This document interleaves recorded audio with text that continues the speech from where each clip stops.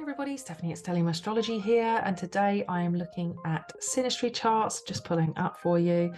And I've been looking at Billie Eilish and Jesse Rutherford. Now, this is what we looked at last week, and I am just going to go into the chart selection. For those of you who've just tuned into this episode, we're just looking at astro.com, which you can access on your phone with an internet connection. It's free astrology software. I will link all of the links about how to create an account and any other information that I think you might need with regards to this. But we're just looking at casting different types of synastry charts. And yeah, let me go into it so I can show you. So all of that will be linked. So if you don't know how to do it, it's fine. I'll show you what to do. I'm just going to dive straight into this. So let's go back into chart selection. We were just looking at the composite chart last week. The main ones really are Davidson, composite, and the bi-wheel, you know, like two charts, one on top of each other. Each one, I think, is really useful, and all of them are worth exploring and looking at if you've got a relationship, or if you've got one. Usually it's quite good to look at if it's somebody that you've been in a relationship with that you're no longer in a relationship with, because you can kind of look at things as they panned out. If it was like a month-long relationship, maybe it won't be as insightful. But if it was a relationship that was like, you know, a long time, like a number of years, and you went through a number of trials and tribulations with that person, and your relationship started on a high and ended on a low, or, you know, you're still friends, it will be really interesting to have a look at the charts, look at things that might have triggered you, like retrograde planets, for example, Mercury retrograde, Venus retrograde, Mars retrograde, particularly Venus and Mars retrograde, because they are relationship indicators, and also, you know, usually quite pivotal planets when it comes to relationship stuff. For example, me and my ex, we'd broken up a long time ago. We'd broken up. There was a Venus retrograde in Gemini over my ascendant, and that also was over his moon, because his moon was on my ascendant, and that we both ended up going to a wedding and ended up getting back together. Venus retrograde, hashtag Venus retrograde made me do it. She didn't. And I was warned by an astrologer that that could be a potential, but I still went there. That was, you know, I knew what I was doing. We can't blame the planets for the choices that we make, but we just have to be aware that we are under some kind of influence. I'm not saying that we are under the influence like when you're drunk and I didn't know what I was doing type thing. It's not like that. It's more the case of they flavor everything. And if we're aware and we can spot that, we still, you know, we always have a choice. There is always a choice. And where we have non-negotiable transits, like the transpersonal planets, you know, Uranus, Neptune, and Pluto, we still have a choice, but not necessarily around whether or not to engage in the situation. The situation may actually just be something we have to go through, but we do have a choice about how we react to it, and how much of our energy and our time we channel into creating positive solutions, or just coping, or deciding to surrender in some way, or allow it to consume us in some way or another. We always do have a choice, no matter what, says Miss Gemini rising. The choices may change depending on the situation and the planets involved. You know, definitely if it was like a Mercury retrograde situation where you had a choice of, do I tell this person this story, which could then, you know, affect the way that they see me, or affect the way that this relationship plays out in the long term? You know, does that information need to be shared, as opposed to like a Pluto situation where you're being made redundant? Do you want to mope about, or do you want to be proactive and look for another job? Do you want to completely retrain in a very Pluto way of like starting from the bottom and, you know, re-skilling yourself through education, for example? Or do you just want to, you know, carry on, find another job where you knew you weren't quite happy with what you were doing, but you've already got the skills and it's just the easiest option? You know, we always have a choice ultimately. So anyway, here we are back at Synastry. Now, the other one I said, the Davidson relationship chart. So we've got Davidson. Now, don't get me wrong, I don't really know what all of these are. Like, there's so many things to explore on here. Hundreds and hundreds of different ways of doing things and different settings that you can have. This is what's so great about astro.com. It is literally like extremely complex software that's available for free. It's amazing. So now let's have a look. We have got the Davidson relationship chart. Let's go in there. There we go. So here we are. This is the Davidson. Yeah, and it tells you up there as well. So Davidson relationship chart. And you are able to see, I believe what they do with the Davidson is it creates an actual date for you. So what it does is it takes your date of birth and your partner's date of birth, and it calculates the date in between. And so that's your joint birthday. So the 19th of October, 1996. Now, what's it? Billie's born in 2001. So she's 18th of December, 2001. And Jessie is 21st of August, 1991. The midpoint date is 19th of October, 1996. They've got the average coordinates as well. So they've got the location for the average location for them as well. Because I believe that, let's have a look. So Billie was born in LA, and Jessie was born in Thousand Oaks. So California as well, I guess. Both of them are California, which is nice. It's always nice to be with somebody who's kind of familiar with where you grew up. I'm not saying like they were next door neighbors, but at least from a similar part of the world. Though, you know, some people like to have a completely different experience. So here we go. Let's have a little look and see what we've got. So interestingly, the sun is hanging around at Libra, the late degrees of Libra again, which is what we had in the composite chart. I don't think that's always going to be the case, but it's worth exploring. And their composite, well, I say composite, their Davidson Mercury is at 18 Libra. Now this means that the sun is sextile Billie's sun, and it's actually sextile Jessie's. Maybe that is the case because it is the midpoint of their birth dates, so that would make sense.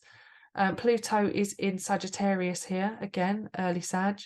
Their midheaven, because they had such close midheavens, it would be much more dramatic if you saw it with people who had completely different ascendants, for example.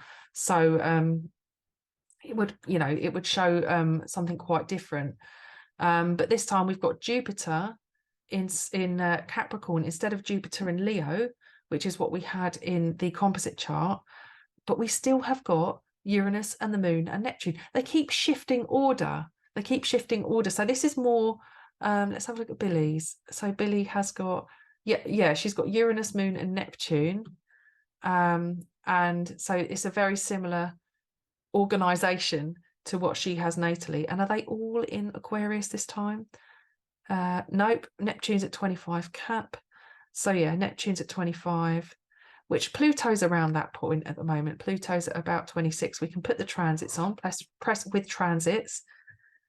So my doorbell went. I got my Honeycomb Collective diary delivered. So I'm really excited because that means I've got more fun stuff to do and look over all of my own personal stuff that's coming for the next year.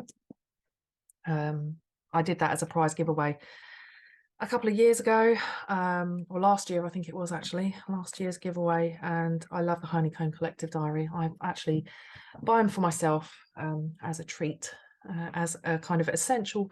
I justify it as I'm an astrologer and I need this stuff in my life. I need to have my Honeycomb Collective diary by my side because it's just got everything I want, everything I need to know.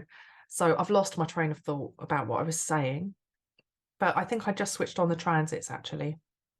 So you can see where the transiting planets are, and you know, you can kind of get a feel for what's happening. Mars retrograde has just crossed from the fourth into the third house again. So you know, maybe they're rushing into things and you know, thinking about moving in together already. I do think with celebrity couples, they do tend to rush into relationships because normally for the most of us, we have stuff holding us back, like financial issues usually, causing us to think about, what's realistic, what, as far as work is concerned, how is this going to work? How are we going to fit together? Maybe we've got families, all of that kind of thing. But with celebrities, it's like, if money is no object, and if they don't spend a lot of time together, which, if they're both touring all the time, then they probably won't. Touring, recording, having dated a musician, they work long hours, unsociable hours, and it's one of those things where sometimes they finish really late and then you're up all night talking because you haven't had any time together. So in reality, in the Saturnian world of square jobs and stuff, often we kind of take our time and we're a bit slower about decision making. But when it comes to people where money is no object and time is of the essence, which in Jesse Rutherford's chart, his Capricorn moon may well feel like that. Even though a lot of people who have a Capricorn stellium that involves Neptune and Uranus don't often identify so much with the Capricorn essence, because Neptune kind of blurs that Saturnian boundary. Uranus kind of breaks away from any kind of tradition it's forced into. So, it might feel different for Jesse. He might not necessarily identify with the Capricorn moon, though he does have that placement. But with they could, based on the transit to this Davidson chart or Davidson chart, it looks like they could potentially think, about, what they want to do as far as living together is concerned, like conversations between the fourth and the third house. It does describe communication, addressing, conversations which talk about the future and the direction they're going in. Definitely maybe they're discussing what they want to achieve. And, as far as this Davidson chart's concerned, Aries rules the second house cusp, and also Mars rules the second house cusp, which is where Aries is ruling. And, Scorpio's on the ninth house cusp, which is what Mars traditionally rules. So those two areas about their future, about where they see things going, about their personal philosophies, and then about their own personal value system and their own priorities, and also with that second house accumulation of wealth, and the ninth house shared wealth kind of thing that we might, the eighth house is shared wealth, but the ninth house is the bigger picture as far as that's concerned. Definitely, with an eighth house sun, shared wealth may well be implied. It has a feeling of, big stuff implied when something as small as Mars retrograde is moving from the fourth to the third. The conversations and like the feeling of also that sense of that area is kind of a bit exposed for them, because this is a private area where it's not often on display, but under great speculation, and the fact that they've announced that they are an item very publicly now, it's probably quite serious. And for however long it's been going on, who knows, but actually, something as small as Mars moving over from the fourth to the third could actually indicate really quite big things when you think about it being the area of the second and also the ninth. And also the ninth house is highlighted by transit for them in this Davidson chart. So there's a sense of, they are being broadcast as an item. This is the area of broadcasting. So they are broadcasting their news. Their news is being broadcast. If you literally type in Billie Eilish and Jesse Rutherford, when I just went onto Google and had a look, it's it's just literally everywhere. Essentially, it's just literally being discussed like so publicly. So yeah, it's just one of those things. I guess when you get to that level of fame, you just have to expect that that's what your life's going to be like. Mercury about to cross over into the 10th house, and across there midheaven, which is not too dissimilar from their composite or their natal midheavens, because their midheavens are very close together in Sagittarius anyway. So it wouldn't be any surprise that Mercury moving over there, we're going to have lots of stories and conversations about them and their relationship with Venus up there too. The Sun moving over that midheaven point at some point is going to highlight them in another way. We'll probably hear some more stories about them and maybe see their relationship progressing. So it's quite interesting. Pluto sitting here in Capricorn over the Neptune, the Davidson Neptune. I suppose that could be about the power that they have now over the tabloids and you know, their brand, the Billie Jessie brand, which, you know, I know I'm ahead of myself speaking about them like that because they're really early days, but any two famous people that get together like that, they suddenly become very marketable. And I think that Pluto over Neptune in the 11th house, it's like the 11th house to me is a bit like the social media house, and it just feels like, you know, this could be you know, it's just an enormous area of publicity for them. As a couple, they never seem to steer away from having that moon and Uranus and Neptune kind of hanging around in the 11th and also between Capricorn and Aquarius. It kind of reminds me of the 2021 Saturn-Uranus square, which just hung around for ages, and it was about tradition versus progression. And, you know, there was a lot of arguments over, you know, loads of conversations about like COVID and the vaccines, and there were people saying they don't want to, and then there were people saying do it, take one for the team. It was very you know, it's not just about you, it's about us kind of conversations, and also like huge corporate and political influence. So it's interesting that the, you know, Aquarius and Capricorn, those two signs by transit are still highlighted. In Billie and Jessie's charts, it's very much part of their public story.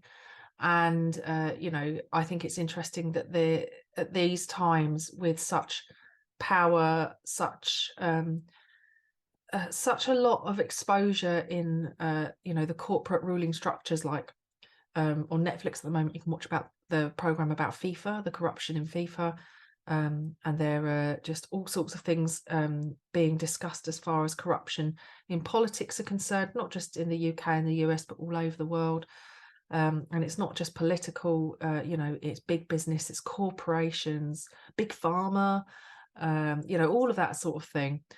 These things are being discussed. And then with Pluto going to be moving into Aquarius not too far away from now, so in March 2023, I literally just looked into this. Pluto moves into Aquarius in March 2023, dips back out again a few months later by retrograde, and then in, I think, January 2024 goes into Aquarius, where he's going to remain until 2044. That's huge. Such a massive chunk of time. I think he moved into Capricorn in 2008 and he's leaving 2024. So huge amounts of time it takes for Pluto to move through. So this is obviously going to be it's been a very interesting, powerful time for Jessie Rutherford as far as his lunar stellium is concerned, and also for Billie as far as her lunar stellium is concerned. Saturn's still in Aquarius and will be up until March next year. You know, Neptune's still in Pisces. So we've got all of the outer planets, and they seem to be hitting really prominent points for Billie Eilish and for Jessie Rutherford. And that's without even discussing things, without even really looking. Yes, we've talked about the Davidson moon, but the Davidson sun sitting there in Libra. This is, you know, Libra's about balance and about beauty, and about the beauty that you can find through striking. When we talk about balance, and I think about beauty, I think about fine art, I think about listening to classical music, and I think about the kind of natural law. I feel like it's like the natural law of nature, just the way that life restores itself, and the way that you know, I know that Venus can be associated with nature in a way, and often in Taurus season that's when everything goes into bloom. But when we think about Libra, and it is that time of year when everything is you know, the days will start to get shorter, more towards Scorpio season, but it is on that turn. We do get a sense of the earth is restoring that balance. It can't be in bloom constantly, and things have to decay and things have to wind down, power down in order to rebirth through that Scorpio process. But it all is it's not just like literally like a structured kind of, this month this is happening, the next month that's happening. It slowly happens. It just slowly happens. The construct, the concept of the zodiac, the concept of time, the concept of the individual degrees, it's a very human way of interpreting the natural laws that occur around us, including the dance of the planets. So me going on a waffly one again, but we have this beautiful Libra, which is conflict averse as well, actually. The sun in Libra, usually Mercury in Libra, a good mediator. And look, the ruler of the sun and Mercury and Chiron, which I have basically ignored, but it's there. This is a relationship which highlights probably wounds for both of them that they are able to talk through and learn about themselves on a greater level, on an 8th house level. My concern is maybe that they are very different, as I've identified through their lunar placements. They are very different, and through this, it doesn't gel so well. It can work, it's just that they're different people.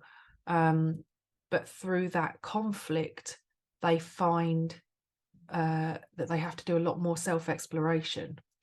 And my counseling studies teacher, the millionth time I'm going to quote her on this podcast, saying relationships are the vehicle of change. It's so true.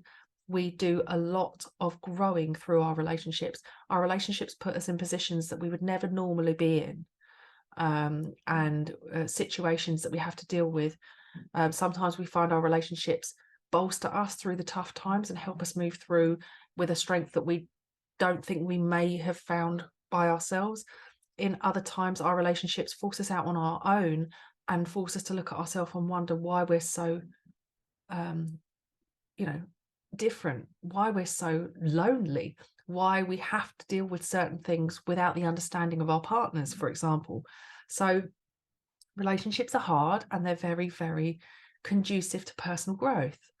It's nice that they've got that Pisces, no matter which system we look at, they have the same ascendant that they would always have, just at different degrees. So their point of view, their perspective, and their lookout upon the world is very similar.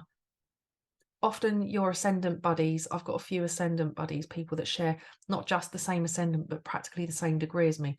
I do feel like we're just all coming from the same perspective. We all seem to have the same way of looking at the world.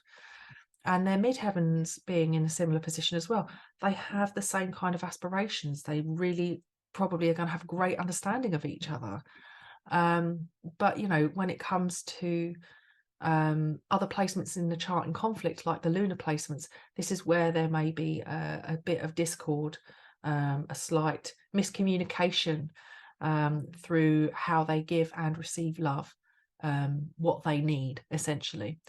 And through the Davidson chart, we get a further insight into, perhaps they put a lot of energy into work with Mars in Leo in the 6th house.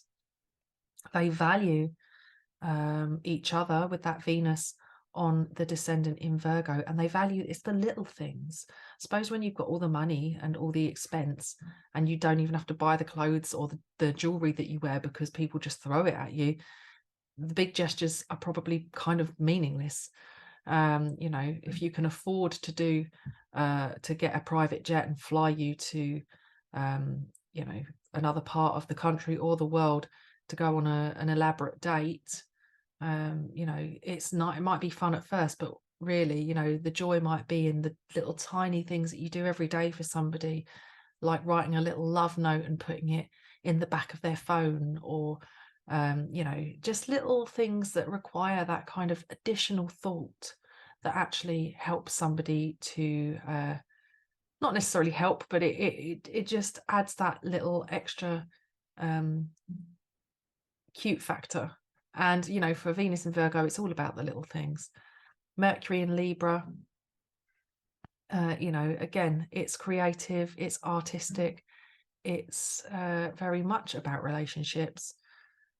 It likes to talk about relationships. It likes to have somebody. They like to have. I was just thinking about Mercury recently. They do like to have a partner in some description, in some way. They do like to have some kind of partnership. So so that's interesting to look at. And also we have here the moon. I suppose really this is notable. The moon at 29 degrees of Capricorn here. So the moon in their Davidson chart is in Capricorn. The moon in their composite is in Aquarius. So it's interesting that it would dance between both of their moon signs. You know, the Davidson chart describes like the structure, the valuing time, and being very boundaried about their emotions in a sense, not sharing too much, not giving too much away. And often it's a life lesson in boundaries as well. When you've got a moon in Capricorn, you have to learn about it. You have to learn about when to be vulnerable.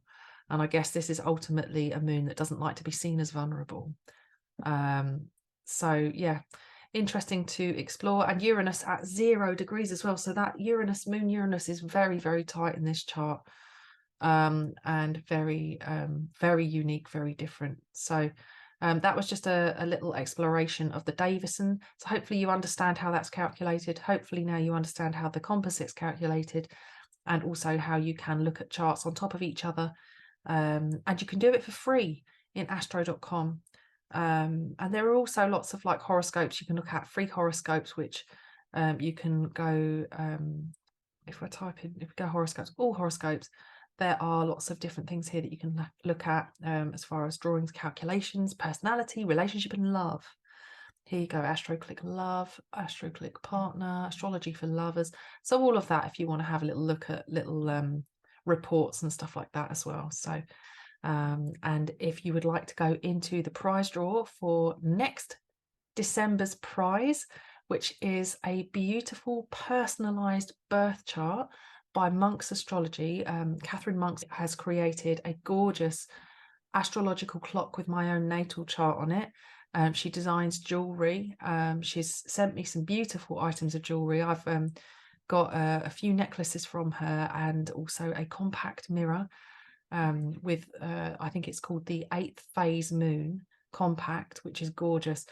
So I am a fan of her work, and particularly the personalized astrological pieces of artwork that are framed that you can hang up.